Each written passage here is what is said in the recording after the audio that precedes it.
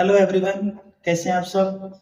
आज का जो हमारा चैप्टर है alternative signs for R and H, यानी कि आर के दो दो रूप हैं। हमारे पास दो आर हैं, दो एच है, तो अल्टरनेटिव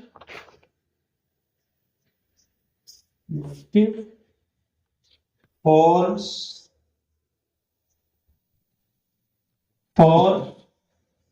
आर एंड एच।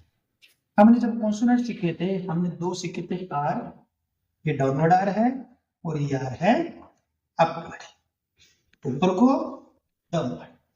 इसी प्रकार से जो एच है डाउनवर्ड एच और अपवर्ड एच, जब दो दो कॉन्स्टेंट हमारे पास हैं तो इनको दोनों को यूज करना है।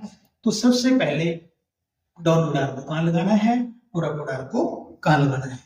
सबसे पहले डाउनवर्ड आर, यदि आर अकेला है, यानी कि अकेला कभी नहीं आएगा, इसके साथ वावल आएगा, कोई भी कॉन्सोनेंट अकेला नहीं आता। जैसे एयर, आर अकेला है और यदि आर अकेला है और उससे पहले वावल है तो आर आएगा डाउनवर्ड।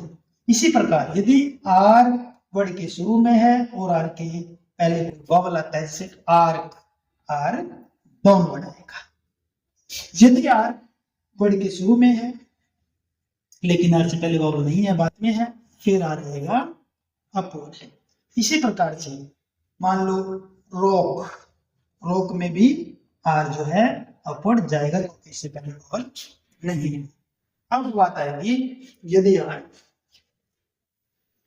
वर्ड के एंड में है, वर्ड के एंड में आर आएगा, अभी तो शुरू में था, अब आएगा आर वर्ड के एंड में। यदि वर्ड के एंड में आर है और आर के बाद वावल नहीं है तो आर आएगा डाउनवर्ड। यदि वर्ड के एंड में आर है लेकिन आर के बाद वावल है तो आर जाएगा अपवर्ड। इसी प्रकार यदि हम आर के एकदम बाद एम आ जाता है, फिर हम आर को डाउनवर्ड ही लिखेंगे, चाहे आर से पहले वावल है चाहे नहीं है। जैसे आर में क्या है, क्योंकि आर के एकदम बाद एम है तो आर में भी डाउनवर्ड, और इसमें आर से पहले वावल नहीं है, इसमें भी आर को हम डाउनवर्ड लिखेंगे क्योंकि आर के एकदम बाद एम है।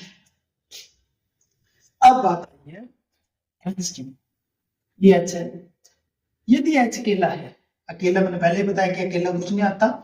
एच के अकेले का मतलब है हार्ट, हीट, हो, एच अकेला है या एच के है, जैसे हुक, फॉग, ये चाहे एच अकेला आता है या एच के बाद केवल ये है तो एच को लिखेंगे डाउनवर्ड। जैसे हा, ही, हो, हु। इसी प्रकार से बढ़ के एच के बाद के और ये है होप, होक। क्लियर नजर आ रहा है ना, होक है, हुक है या होक है, के या गे है एच के बाद तो भी एच को हम लिखेंगे डाउनवर्ड। और बाकी सभी वर्ड्स में, बाकी जो वर्ड्स आएंगे, बाकी सभी वर्ड्स के अंदर आएगा एच अपवर्ड। हेड, एच ना अकेला है और ना एच के बाद की और गे है। होप, होप में भी ना एच अकेला है और ना एच के बाद की और गे है। Heat,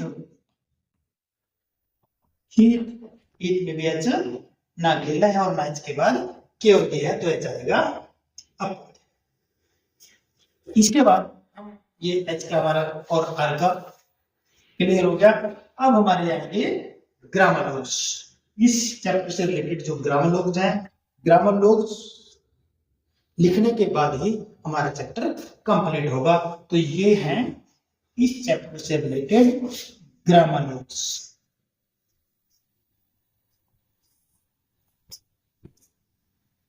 science for R and H करने के बाद हम करेंगे एक्सरसाइज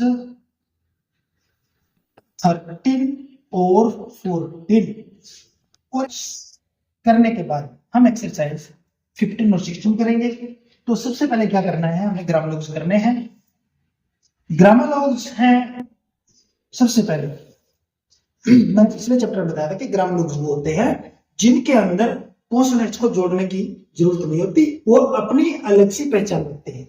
जैसे पी है, पी को जब कटदना लिखेंगे ये है पुट, बी को लाइन के ऊपर लिखेंगे ये बी ई वर्ड बन जाएगा। जब इसको कटदना लिखेंगे टू बी, और जब इसको लाइन के ऊपर टी को लिखेंगे ये इट है, जो डी लाइन से ऊपर है ये हैड है, और जब ये लाइन के ऊपर आएगा ये डू बन जाएगा, और जब ये कटदल लग जाएगा डिफरेंट बन जाएगा। और इसको जब हम ऐसे कटदल लाइन करके सर्कल लगाएंगे तो ये डिफरेंस बन जाएगा। जे जो लाइन से ऊपर है ये मच है, और लाइन के ऊपर जब ये आएगा ये विच बन जाएगा। तो ये हमारे ग्राम लोग्स हो जाएंगे। तो मैंने पहले भी बताया है कि आप लोगों को जो शॉर्ट हैंड के चैप्टर है, अगर कंटिन्यूअसली शॉर्ट हैंड सीखनी है तो हमें लगातार हर चैप्टर को स्टेप टू स्टेप करना पड़ेगा। अल्टरनेटिव साइंस का चैप्टर उन लोगों को समझ में आएगा जिनको पिछले सारे चैप्टर कंप्लीट हो चुके हैं। यदि आप यहाँ से शॉर्ट हैंड शुरू करना चाहते हैं, स्टेप सीखना चाहते हैं, तो वो कुछ भी समझ में आने वाला नहीं है। सबसे पहले आपको चैप्टर 1, फिर 2, फिर 3, फिर 4 ऐसे आप लोगों को इसको करना पड़ेगा। तो आप बढ़िया तरीके से इनकी प्रैक्टिस करें। और ये हमारे पूरा चैप्टर जो है एक्सरसाइजेस जो मैंने बताया पहले भी, एक्सरसाइज 13, 14, 15 और 16 इन चारों एक्सरसाइजेस को कवर करेगा। और कल हमारा नेक्स्ट चैप्टर होगा, ये चैप्टर होगा डिफ्थोंग्स। डिफ्थोंग्स क्या होते हैं ये आप लोगों को तब समझ में आएंगे जब आप ये चैप्टर कंप्लीट कर दोगे।